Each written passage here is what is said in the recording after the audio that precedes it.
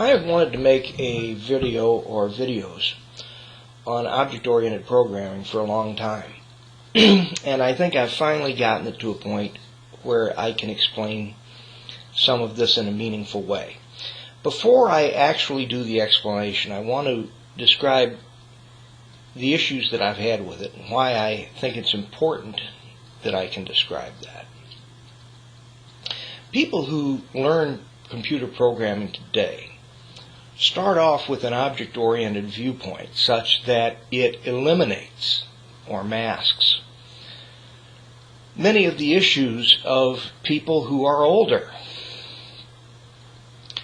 And in my training experience, I was mostly dealing with people who had learned something else first.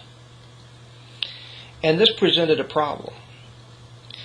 Because if you start teaching object-oriented programming to people who already have a concept of programming, what they have are two completely different world views, or computer views.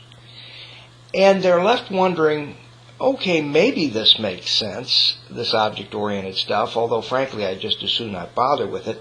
But how does it tie together with what I already know? It seems like we're talking about things that are so completely different. It's just like, shouldn't there be some connection between these ideas?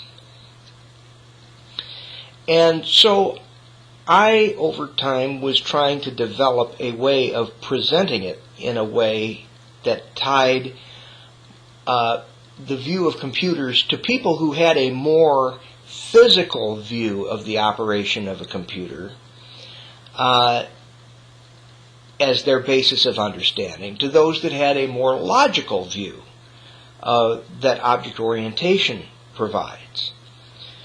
When I was teaching programming languages, I ultimately really came to the belief or realization that I was really not teaching specific programming languages.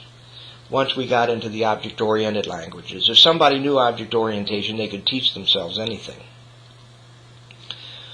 I was teaching, persuading, cajoling people into accepting an object-oriented way of thinking in the context of a specific language. Because once you understood object orientation, it really didn't matter what language you were dealing with. That is an exaggeration perhaps, but that is the way I felt for the level I was teaching at.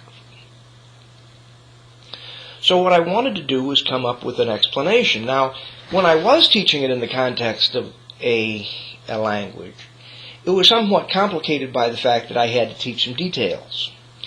And so I had to teach people about value types and references and maybe pointers and things like that, which were not necessarily intuitive concepts.